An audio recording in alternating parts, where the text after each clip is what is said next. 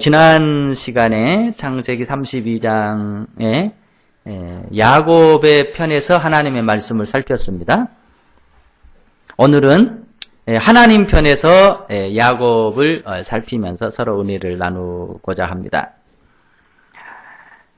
오늘 본문 24절에 보면은요, 야곱은 홀로 남았더니 이런 말씀이 나옵니다. 야곱이 어려움을 당했습니다. 그런데 야곱은 자기의 마음속으로 나는 혼자다. 내 인생은 혼자구나 하는 그 강한 이 홀로의 쓰라린 감정을 경험하게 됩니다. 여러분, 야곱이 사실은 혼자가 아니었습니다. 32장 당시에 야곱은 아내가 4명이 있었어요. 그리고 사랑하는 아들들이 11명이 있습니다. 그리고 한 아내의 복중에 또 한 생명이 잉태되어 있습니다. 그 주위에는 수많은 종들이 있었고 수많은 양떼들, 짐승들이 있었습니다.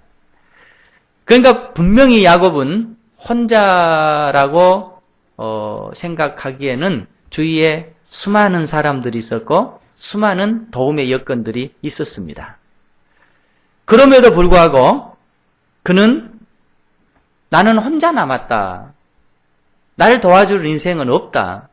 나는 혼자 내 삶을 개척해야 나가는 홀로 된 인생이구나 라는 것을 아주 강하게 자기의 내적으로 경험을 하고 있습니다. 정말 야곱에게 있어서 32장의 이 지금 형편은 도움이 필요한 순간입니다. 모든 사람이 자기를 도와서 이렇게 자기를 죽이려고 대적해 오는 형을 물리쳐야 하고 이 문제를 풀어야 되는 그런 절박한 상황에 놓여 있습니다. 그런데 그는 그 순간에 지금 아무도 나를 도와줄 수 없고 아무도 내 인생의 문제를 풀어줄 수 없고 아무도 이 넘어야 될 산을 넘도록 나에게 힘을 주는 분이 없구나라는 것을 경험하게 됩니다. 야곱은 홀로 됐습니다. 홀로라고 생각할 때 여러분 우리가 살다 보면은 그럴 때가 사실은 많이 있을 겁니다. 내 주위에 아내가 있고 남편이 있습니다. 자녀들이 있습니다. 수많은 가족들이 있고 수많은 친구들이 있고 심지어 교회도 있고 교인들도 있고 목회자도 있고 성도도 있고 다 있습니다. 그럼에도 불구하고 결정적인 순간에 우리는 나는 정말로 이 하늘 아래 홀로 된 존재구나 라는 것을 느끼고 살 때가 있습니다. 여러분, 우리가 홀로 됐다라고 하는 생각이 내 마음속에 깊이 사무칠 때 우리는 어떻게 해야 되겠느냐? 내가 꿰야 될 첫 번째 단추는 뭘까? 그것은 땅이 아닌 하늘을 바라보는 겁니다. 이것이 소위 신앙이라고 하는 것입니다. 모든 사람이 내 주위에 없고 내 홀로 인생의 문제를 풀어나가야 되겠다라고 생각되는 그 순간 우리가 바라봐야 될 것은 땅이 아니라 하늘이라고 하는 사실입니다. 홀로일 때 이제까지 볼 수 없었던 그렇지만 항상 내 옆에 계셨던 하나님을 볼 수 있는 기회는 바로 거기서 시작되기 때문에 그런 것입니다. 여러분은 언젠가부터 군중 속에 고독이란 말을 쓰고 있습니다. 이게 무슨 말이겠어요? 여러분 잘 아시는 대로 내 주위에 수많은 군중이 있습니다. 그러니까 군중과 함께 사니까 난 고독할 필요도 없고 고독해야 될 이유도 없는 거예요. 그럼에도 불구하고 나는 그 수많은 군중들이 내 옆에 있지만 나는 고독함을 느끼는 거예요. 이게 현대인들의 삶이라고 하는 것입니다. 그러나 여러분 반대로 생각해보면 군중 속의 고독, 많은 사람들이 있지만 내가 고독한 것처럼 반대로 생각하면 내 고독 속에 또 다른 군중이 있다라고 하는 것을 우리는 또 알 수가 있습니다. 나는 홀로입니다. 그러나 성경 속의 수많은 위대한 인물들은 홀로됨의 고독 속에서 만군의 여호와 온 우주를 창조하신 하나님, 그의 천군 천사가 나와 함께함을 느끼면서 살아갔습니다. 그러니까 우리로서는 군중 속의 고독을 느끼면서 살아갈 수도 있고 고독 속에 군중이 나와 함께함을 믿으면서 살아갈 수도 있는 것입니다. 시편 23편 4절에 보면 유명한 성경 말씀이 있죠. 내가 사망의 음침한 골짜기를 다닐지라도 해를 두려워하지 않을 것은 주께서 나와 함께 하심이라. 주의 지팡이와 막대기가 나를 안위하시나이다. 그러니까 이건 지금 다윗의 고백입니다. 내가 사망의 음침한 골짜기를 다니고 있습니다. 그럼에도 불구하고 그는 그 사망의 음침한 골짜기 속에서 내가 경험할 수 있는 것은 하나님께서 나와 함께 하십니다. 주의 지팡이와 막대기가 나를 지켜주시고 있습니다. 방금 제가 쓰는 말로 하면은 군중 속의 고독이 아니라 고독 속에 하나님 만군의 여호와의 그 느낌을 받고 살아간다고 하는 고백을 하고 있습니다. 여러분, 오늘 현대인 속에 가장 필요한 것은 이런 류의 신앙이 아닐까 싶습니다. 야곱은 홀로였습니다. 그가 했던 것은 무엇입니까? 오늘 성경 말씀에 보면 야곱이 홀로일 때 하나님과 씨름했다고 성경은 말씀합니다. 하나님과의 그 씨름은 야곱의 인생을 완전히 바꿔버렸습니다. 하나님은 야곱을 홀로라고 하는 그 궁지 속으로 몰아넣고 하나님의 손길만 바라보도록 했고 하나님의 기대만 바라보도록 했고 오직 하나님만 붙잡고 나아가도록 그를 궁지로 몰아넣습니다. 그래서 여러분이 홀로라고 여겨질 때, 여러분이 출구가 없는 궁지 속에 몰렸다고 생각할 때, 이것은 내가 하나님을 붙잡을 수 있는 기회구나. 내가 하나님의 음성을 들을 수 있는 기회구나. 내가 하나님 앞에 나아갈 수 있는 기회구나. 라고 하나님을 바라볼 수 있는 성도들이 될 수 있기를 축복합니다. 야곱을 홀로라고 하는 그 궁지 속에서 하나님의 또 다른 손길이 야곱을 완전히 변화시켰듯이 여러분의 삶과 제 삶을 하나님께서 어루만져 주시기를 축원합니다. 하나님의 손길이 야곱에게 어떻게 미치고 있습니까? 오늘 만드시는 하나님이라고 하는 제목으로 세 가지를 여러분과 상고하고자 합니다. 먼저 첫 번째는 25절에 하나님이 야곱을 다루는 손길이 나와 있습니다. 우리 같이 읽어보십시다. 25절입니다.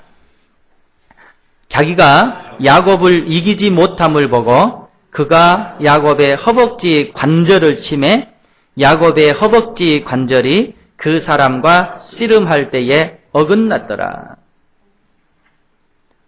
야곱을 궁지로 몰아넣습니다. 홀로의 인생 속에 집어넣습니다. 그리고 하나님께서는 야곱의 한도뼈를 치셨습니다. 한도뼈를 골절시켰다고 하는 것입니다. 하나님은 야곱의 한도뼈를 치셨습니다. 그 이유는 이 한도뼈라고 하는 것은 이스라엘 백성들은 어떻게 생각하냐면은 자기 이 힘의 출발점을 한도뼈라고 생각합니다. 그래서 다른 사람에게 특별히 아들들에게 종에게 다음 세대를 위해서 이렇게 맹세를 하게 할 때는 이 한도뼈 사이 여기에 손을 집어넣고 이렇게 맹세를 하도록 했습니다. 그러니까 한도뼈를 쳤다라고 하는 것은 이제까지 믿고 왔던 그 힘의 근원, 야곱인 힘의 근원을 지금 단절시켜버린 것입니다. 지금 야곱은 자기에게 다가오는 형의 그 400명의 군사와 싸워서 이기든지 피하든지 도망치든지 해야 될 아주 그 순간에 놓여 있는데 한도뼈가 부러졌습니다. 싸울 수도 없습니다. 도망칠 수도 없습니다. 어찌해야 되겠습니까? 꼼짝없이 당해야만 하는, 꼼짝없이 죽어야만 하는 목숨입니다. 하나님, 이제 저는 싸울 수도 없어요. 도망칠 수도 없어요. 피할 수도 없어요. 어찌해야 되겠어요? 오직 하나님만 붙잡습니다. 내게 남은 것이라고 하는 것은 이제 힘을 쓸 수도 없고 내가 어찌 해볼 수도 없고 이제 오직 하늘만 바라보면서 하나님의 처분만 기다리고 있습니다. 지금 이 상황 속으로 야곱을 밀어 넣어버린 거예요. 하지만 하나님은 야곱을 죽이는 것이 목적이 아니었습니다. 야곱은 한돛뼈가 부러짐으로 이제 내 생명은 끝났구나라고 생각할 수도 있을 겁니다. 그러나 하나님은 야곱을 죽이는 것이 목적이 아니었습니다. 그를 살리기 위함이었습니다. 우리가 그런 얘기를 씁니다. 최소한의 비용으로 최대한의 효과라는 얘기를 합니다. 어쩌면 하나님께서는 최소한의 아픔을 야곱에게 주면서 야곱의 인생에 최대한의 효과를 내게 하시기 위해서 한돛뼈를 치는 겁니다. 이것이 하나님의 은혜입니다. 여러분, 아시잖아요? 제가 간암 수술을 2번을 받았어요. 그런데 간암 수술을 받고 이제 이렇게 병원에서 제 수술이 잘 됐나 못 됐나 의사한테 물어봤겠죠? 그 의사들은 뭐라고 얘기를 해요? 아, 잘 됐습니다. 보통 이렇게 얘기하겠죠? 그런데 저는 그게 믿겨지가 않았어요. 그래서 어떻게 했냐면 의무 기록지를 띄었어요. 의무 기록지를 띄어가지고 거기에 보면 수술이 어떻게 되어졌는지 과정이 쫙 적혀져 있습니다. 물론 전문적인 의학 용어도 적혀 있어요. 그러면 사전을 찾아가면서 그걸 쫙 보는 건데 여러분 상식적으로 생각해 봐요. 간에 암이 있어요. 그러면은 암을 떼어내야 되겠죠? 암을 떼어내려면은 많이 떼어내버린 게 좋겠어요? 적게 떼어낸 게 좋겠어요? 많이 떼어내야 되겠죠? 그런데 암을 위해서는 많이 떼어내야 돼요. 그런데 간을 많이 잘라버리면 나머지 간 가지고 제 생명이 지탱을 못할 수도 있어요. 그래서 의사는 어떻게 해야 되냐면은 암세포를 절단해내기 위해서는 최대한 간을 많이 자르는 거예요. 또 그럼에도 불구하고 이 나머지 간으로 한 생명이 지탱하도록 하기 위해서는 간을 어떻게 해야 되겠어요? 최대한 많이 남겨놔야 되는 거예요. 그러니까 암세포를 위해서 최대한 많이 잘라야 되고 이 한 생명이 지탱하도록 하기 위해서는 간을 최대한 많이 남겨놔야 되는 거예요. 이제 여기에서 어떻게 선택하는 것이 가장 잘 수술을 했느냐, 어떻게 하는 것이 가장 유능한 의사냐, 이제 이게 판단이 되는 거예요. 그런데 제 간 조직 검사해 놓은 결과를 봤더니 이렇게 돼 있어요. 간 세포와 그러니까 간 암 덩이와 절제된 끝 부분까지가 11.5cm라고 기록이 돼 있어요. 그래서 저는 이게 뭔 말인지 몰랐어요. 그런데 나중에 제가 책을 딱 찾아보니까 간 세포하고 자른 나머지 길이하고가 12cm일 때 가장 수술이 잘 된 거래요. 의학적인 통계로. 이해돼요? 그러니까 간암 끝 거리하고 잘라낸 간 끝 거리가 12cm 정도가 가장 수술이 잘 된 거래요. 그런데 제 케이스는 어떻게 됐냐면은 11.5cm였어요. 그러니까 이거 굉장히 잘한 거잖아요. 네, 굉장히 잘한 거예요. 조금 적게 자르면 어떻게 되는 거예요? 암세포가 간 속에 남아 있을 수 있다는 증거고요. 너무 많이 잘라버리면 어떻게 되는 거예요? 나머지 간으로 내 생명이 나를 지탱할 수도 없을 수 있다라고 하는 증거예요. 그걸 보면서 야, 진짜 유명한 의사가 달리 유명한 의사가 아니구나라는 것을 느꼈어요. 그러니까 최소한의 암으로 보면 최대한 많이 자르고 저로 보면은 최대한 적게 자르는 것이 제 생명을 지켜주는 거예요. 어떻게 보면 하나님은 그런 분이에요. 야곱의 인생을 고치기 위해서 그가 병들어 있는 부분 어떻게 해야 돼요? 최대한 많이 잘라버려야 되는 거예요. 그럼에도 불구하고 야곱이 앞으로 살아나가기 위해서는 그의 삶에 필요한 부분들을 최대한 많이 보장을 해내야 되는 거예요. 야곱의 문제를 풀기 위해서 하나님께서 해결해야 될 부분은 분명히 있는 거예요. 그럼에도 불구하고 그것을 많이 해결해버리면 야곱의 삶이 앞으로 잘못될 수도 있다라고 하는 거예요. 그래서 최소한의 아픔을, 그게 뭐예요? 야곱의 한도뼈를 치는 거예요. 그리고 그 최소한의 아픔을 통해서 이제 야곱이 더 다른 하나님의 은혜로 살아가기 위한 최대한의 효과를 내기 위해서 지금 야곱의 한도뼈를 치셨습니다. 여러분과 제가 하나님 앞에 살아가면서 내 인생의 아픔이 오잖아요. 언제나 생각하셔야 돼요. 하나님께서는 내게 최대한의 아픔을 통해서 최대한의 효과를 발휘하시는 거다. 하나님을 여러분 우리가 그렇게 믿고 살아가야 될 줄로 믿습니다. 이것이 야곱의 한도뼈를 치는 거예요. 다음 두 번째 하나님의 손길이 이어집니다. 우리 28절을 같이 보시죠. 같이 읽어보십시다. 그가 이르되 내 이름을 다시는 야곱이라 부를 것이 아니요 이스라엘이라 부를 것이니 이는 내가 하나님과 및 사람들과 겨루어 이겼음이니라. 두 번째 하나님의 손길이 이제는 더 이상 내 이름을 야곱이라고 부르지 마라. 뭐라고 부르라는 거예요? 이스라엘이라고 부르라. 야곱이라는 뜻은 여러분 아시잖아요? 속인 자라고 하는 뜻입니다. 이스라엘이라고 하는 뜻은 하나님과 겨루었다라고 하는 뜻입니다. 그러니까 하나님께서는 야곱의 한도뼈를 부른 후에 그것으로 끝나는 것이 아니라 이제 그 삶에 효과를 주기를 시작하는데 새로운 이름을 부여해 주시는 것입니다. 하나님의 사랑은 죽여서 살리는 거예요. 죽임이 목적이 아니에요. 살리기 위해서 그를 죽이는 겁니다. 과거의 삶을 끊어버리는 거예요. 야곱은 이 과거의 삶 때문에 자기가 이곳까지 왔습니다. 그런데 과거의 삶을 딱 단절시키면 어떻게 되는 거예요? 이제 난 미래는 없다라는 거예요. 그런데 하나님은 과거를 단절시키심으로 새로운 미래를 열어주고 있습니다. 한도뼈를 부르는 것은 야곱을 죽이기 위함이 아닙니다. 다시 살려서 새로운 미래를 활짝 그에게 열어주시기 위함이 목적입니다. 그래서 여러분과 제가 한평생 살아가면서 하나님의 풍성한 은혜를 누리기 위해서는 고통 속에서 하나님의 사랑을 배울 수 있는 지혜와 믿음이 있어야 될 줄로 믿습니다. 야곱이 부러진 한도뼈를 붙잡고 너무 아프다고 부르짖기만 했다라고 한다면 그는 하나님을 만날 수도 없고 새 이름을 얻을 수도 없었을 것입니다.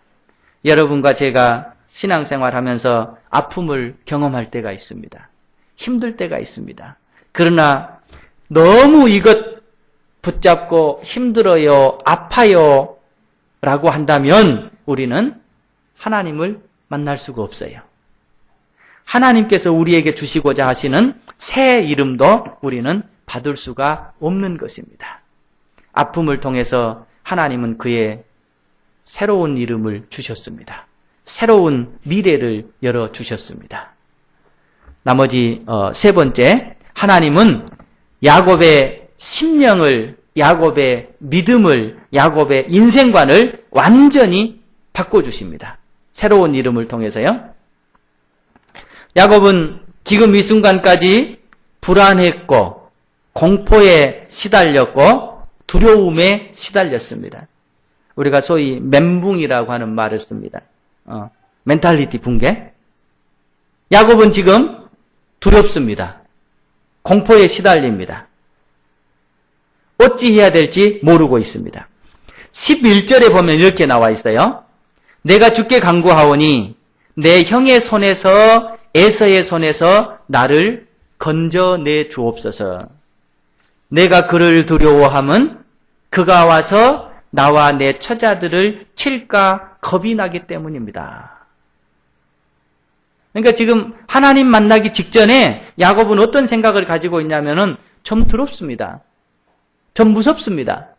그것은 지금 400명의 군사를 이끌고 내게 다가오는 형이 나를 쳐서 나를 죽일까 두렵고 내 처자식들을 죽일까 두렵습니다. 두려운 거예요. 여러분, 이 경험이라고 하는 것이 굉장히 중요합니다. 과거에 그 사람이 어떤 경험을 했냐는 미래에 그 사람을 형성하는 거예요. 심지어 이런 얘기를 합니다. 실패자는요, 실패의 경험 때문에 계속해서 실패한답니다.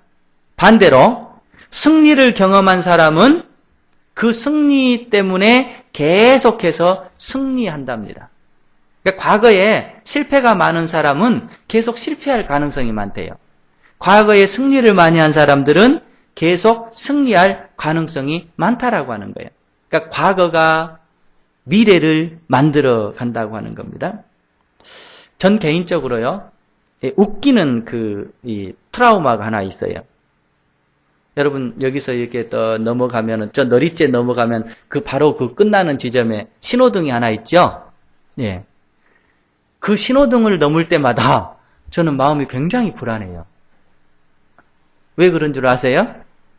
제게 뼈아픈 상처가 하나 있었던 거예요. 어느 날 제게 경찰서에서 통지서가 하나 날랐어요. 신호 위반했으니까 7만 원을 내라라는 거예요. 근데 다 그렇게 얘기를 하겠습니다만 저도 신호 잘 위반 안 하거든요. 예. 그래, 억울해서 신호 위반한 적이 없을 것 같은데 신호를 위반했다고 7만 원을 내라고 그래서 그 쪽지를 들고 경찰서를 찾아갔어요. 그래서 찾아갔더니 7만 원을 내라라는 거예요. 그래서 제가 요구를 했어요. 이거 그 비디오로 찍혀진 게 있겠지요? 있다라는 거예요. 그것 좀 봅시다. 그러니까 뭐 서류를 작성해서 이렇게 보게 해주더라고요. 그래 봤더니 이제 파란불이 끝나고 노란불이 들어오잖아요. 그러고 빨간불이 들어오잖아요. 그런데 노란불이 들어와가지고 빨간불이 끝나기 0.5초 후에 거기를 통과한 거예요. 그러니까 0.5초 전에만 내가 거기를 통과했으면 벌금이 안 나오는 거예요. 근데 0.5초 차이로 제가 거기를 통과를 못하는 거예요. 그래서 이제 제가 뭐라고 얘기를 했겠어요? 아니, 내가 무슨 달리기 선수도 아니고 0.5초 차이에 7만 원을 내라고 하는 것은 너무 가혹한 거 아니냐. 당신 0.5초 어떻게 측정할 수 있겠냐. 그래서 내가 막 항변을 했어요. 내가 1초만 해도 인정하고 내겠다. 2초라고 하면 더 내겠다. 0.5초 차이인데 이 7만 원을 내라고 하는 건 너무 억울하다. 이건 세금 뜯으려고 하는 거지. 칼 한 등 강도지. 언성을 높였어요.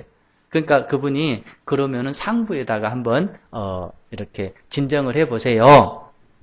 그래서 이제 상부에 진정할 계획을 갖고 이제 우리 가족 가운데 경찰 이렇게 있어서 한번 알아봤어요. 야, 이런 경우인데 어떻게 하면 좋겠냐? 그러니까 안 된다라는 거예요. 0.1초만 돼도 안 된다라는 거예요. 그러니까 0.5초 차이에 7만 원을 제가 울면서 부담을 해야 되는 거예요. 그래서 제가 하도 억울해서 안 내버렸어요. 나중에 되니까 이게 벌금이 또 붙대요. 그래가지고 8만 원인가를 제가 어쩔 수 없이 냈어요. 그러니까 돈 8만 원에 제가 거기를 지날 때마다 두근두근 하는 거예요. 예, 지금도 그래요, 지금도. 예. 그러니까 거기를 내려갈 때 저는 저 우에서부터 신호를 보는 거예요. 내가 과연 저기를 안전하게 통과할 수 있을까, 없을까. 그래서 사람의 트라우마라고 하는 것이 이래서 생기는구나. 7만 원 때문에 그랬다니까요, 저는. 지금도 지날 때면 마음이 편치 않아요. 속에서 쿵당쿵당 하는 거예요. 여러분, 참 단에서 이 정치 얘기한다는 건 굉장히 조심스럽습니다만은 우리 지금 박 대통령 막 비난도 많이 하고 때로는 분노도 하고 왜 저럴까 하는 얘기도 많이 하잖아요. 왜 이 수첩 인사를 한다고 그러죠? 당신의 그 수첩에 뭔가가 적혀 있다라는 거예요. 그러니까 그 수첩에 적혀 있는 사람만 이제 이렇게 쓴다라고 하는 거예요. 그러니까 왜 인사의 폭을 넓히지 못할까? 이번에도 문제가 됐잖아요. 한 분 이렇게 국무총리 했는데 안 됐죠? 또 한 분 했는데 안 됐죠? 그러면서 뭐라고 얘기를 해요? 국민의 눈높이에 맞을 만한 사람을 찾을 수가 없습니다. 예, 그러니까는 야당에서는 뭐라고 얘기해요? 국민의 눈높이에 맞는 총리 한 사람 못 찾는 무능을 스스로 드러낸 겁니다. 예. 여당은 여당대로 할 얘기가 있겠죠. 야당은 야당대로 할 얘기가 있겠죠. 그러니까 여당을 주장하는 사람들은 그거를 옹호하고 너무 야당이 발목을 잡는다. 너무 물어뜯는다. 야당에서는 너무 편협하다. 좀 넓혀라. 왜 없겠냐라고 얘기를 하는데 어느 심리학자가 써놓은 글을 제가 하나 봤는데요. 그걸 보면서 아 그럴 수도 있겠다라는 거예요. 그 심리학자는 이렇게 얘기를 해놨어요. 참 마음 아픈 사실이다. 대통령의 뼈아픈 사실이다. 대통령이 이런 아픔을 가지고 있다라고 하는 것은 우리 국민 모두의 아픔이다라고 하면서 이런 주장을 해요. 대통령이 과거에 뼈아픈 상처를 받았다라고 하는 거예요. 그러니까 사람을 신뢰할 수가 없다라고 하는 거예요. 여러분 잘 아시잖아요. 예. 어머니가 어떻게 돌아가셨어요? 경호원들이 수없이 있었을 거 아닙니까? 그런데 그 지켜달라고 국가가 엄청난 돈을 주면서 했던 그 경호원들이 자기 어머니를 지켜주지를 못했던 거예요. 그러니까 어린 마음에 자기 어머니가 지켜줘야 될 사람들이 앞에 쫙 깔려 있는데 지켜주지를 못하고 죽어가는 심정을 딸이 지켜본 거예요. 얼마나 상처가 크겠어요. 어머니가 그렇게 돌아가신 거예요. 자, 그런데 아버지는 또 어떻게 돌아가셨어요? 정말로 보호해줘야 될 분에 의해서 또 희생을 당하잖아요. 이게 잘했다 못했다 이런 얘기가 아니에요. 그러니까 어머니를 정말로 지켜줘야 될 분들이 지켜주지를 못했습니다. 아버지를 누구보다도 지켜줘야 될 분들에 의해서 또 아버지를 잃었습니다. 어린 나이에. 자, 어머니도 그렇게 돌아가셨어요. 아버지도 그렇게 돌아가셨어요. 이 자녀들이 그렇게 된다라고 한다면 누구를 믿을 수가 있겠어요? 여러분 이해가 되잖아요? 그러니까 자연스럽게 믿을 사람이 없구나. 지켜줄 사람이 없구나. 그러니까는 이 사람도 안 믿어지는 거예요. 저 사람도 안 믿어지는 거예요. 국가는 수많은 요직의 훌륭한 사람들을 요구하고 있잖아요. 그런데 혹시나 저 사람이 날 배신하면 어쩔까? 저 사람이 날 피해주면 어쩔까? 이런 트라우마가 생겨버렸다라고 하는 거예요. 그러니까는 사람을 과감하게 쓸 수 있는 용기가 없고 그 상처가 너무 크기 때문에 지금 이런 현상들이 일어나고 있다라고 하는 거예요. 그걸 보면서 그럴 수도 있겠다. 이게 참 우리가 분노만 해서는 안 되겠다. 어떻게 저 문제를 풀어줘야 될까? 아픔을 좀 기억해 줘야 될까? 여러분 충분히 이해가 되잖아요? 지금 야곱이 바로 그런 거예요. 과거의 쓰라린 상처 때문에 왜 어린 나이에 형이 죽이려고 하니까 어떻게 됐어요? 형의 분노의 칼날을 피해서 도망갔잖아요. 그리고 20년 동안 그곳에서 아픔을 간직하고 산 사람입니다. 그런데 성공을 했어요. 그리고 고향으로 돌아오는데 자기의 마음속에는 형이 날 다시 죽이려고 하면 어쩔까? 형이 날 피해를 주려고 하면 어쩔까? 그런 생각을 가지고 오는데 지금 400명의 군사를 이끌고 형이 자기에게 다가오고 있는 거예요. 그러니까 어떤 생각이 들겠어요? 형이 날 또 죽이려고 하는구나 하면서 두려움과 걱정 속에 사로잡힐 수밖에 없습니다. 그런데 하나님께서는 그것 해결해 주기 위해서 어떻게 했느냐? 야곱의 한도뼈를 쳐버리는 거예요. 자, 자기를 죽이려고 하는 어떤 세력, 어떤 두려움을 하나님은 지금 이기도록 과거의 그 쓰라린 상처를 딱 끊어주고 있습니다. 그리고 신앙적으로 싸워 이길 수 있는 능력과 믿음과 멘탈을 지금 그에게 심어주고 있는 것입니다. 우리 30절을 한번 보시죠. 같이 읽어보십시다. 그러므로 야곱이 그곳 이름을 분이엘이라 하였으니 이는 이르기를 내가 하나님과 대면하여 보았으나 내 생명이 보존되었다 하미러라. 자, 지금 하나님을 딱 만났어요. 그리고 그 지역 이름을 야곱이 분이엘이라고 이름을 붙였습니다. 이 분이라고 하는 것은 얼굴이라는 뜻이고요. 엘이라고 하는 것은 하나님의 전함입니다. 이름입니다. 그래서 하나님의 얼굴 분이엘이 이렇게 되는 거예요. 그런데 그가 분이엘이라고 하는 것은 내가 하나님을 만났습니다. 하나님과 대면했습니다. 그런데 내 생명이 지켜졌습니다. 이제까지 이스라엘 백성들 어떻게 생각했냐면 하나님을 만나는 사람 치고 죽지 않는 사람이 없다라고 하는 거예요. 예. 하나님을 만나면 다 죽게 돼 있는 거예요. 그런데 유독 야곱은 어떻게 됐냐면 하나님을 만났는데 자기가 죽지 않는 거예요. 그럼 어떻게 생각하는 거예요? 아, 하나님께서 내 생명을 살려주셨구나. 하나님이 내 생명을 지켜주셨구나. 예. 그러니까는 자기 마음속에 있는 그 두려움과 아픔에 대한 것을 이 시간 읽고 자신감이 생긴 거예요. 내가 하나님 만나서 죽지 아니하였는데 하나님께서 나를 지켜주셨는데 사람 만나서도 하나님께서 나를 지켜주시지 않겠느냐. 내가 하나님을 만나서 내 생명이 보존됐는데 어떤 인간을 만나서 내가 두려움을 간직할 수 있겠느냐. 이제 이 두려움을 끊겠다라고 하는 거예요. 이 두려움을 이기겠다라고 하는 것입니다. 이것이 야곱에게 하나님께서 어루만지시는 마지막 손길입니다. 한도뼈를 치셨어요. 그리고 그에게 새로운 이름을 주셨어요. 새 존재가 되게 하셨어요. 그리고 그에게 지금까지 공포와 불안에 떨였던 그 모든 것을 떨쳐버리게 하시고 그거를 뚫고 나아가도록 만들어 주셨던 것입니다. 야곱은 그 두려움, 그 실패의 고리를 끊어버립니다. 그리고 그곳에서 일어나서 나아갑니다. 여러분, 여러분에게는 어떤 상처가 있습니까? 여러분에게는 어떤 트라우마가 있습니까?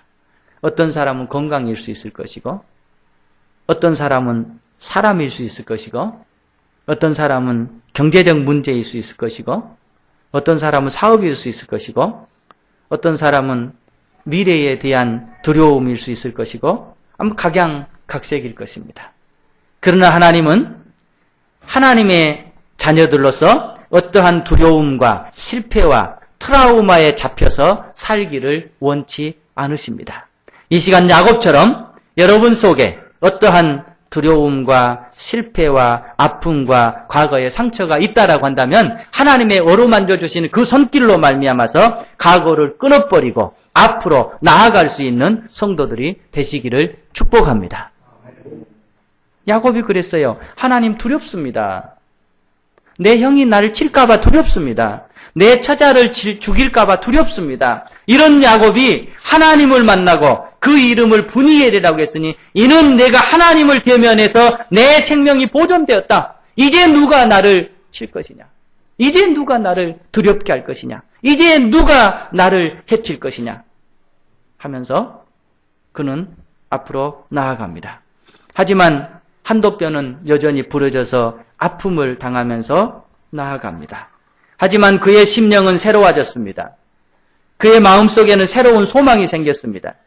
그는 자신감을 가지고 앞으로 나아갔습니다.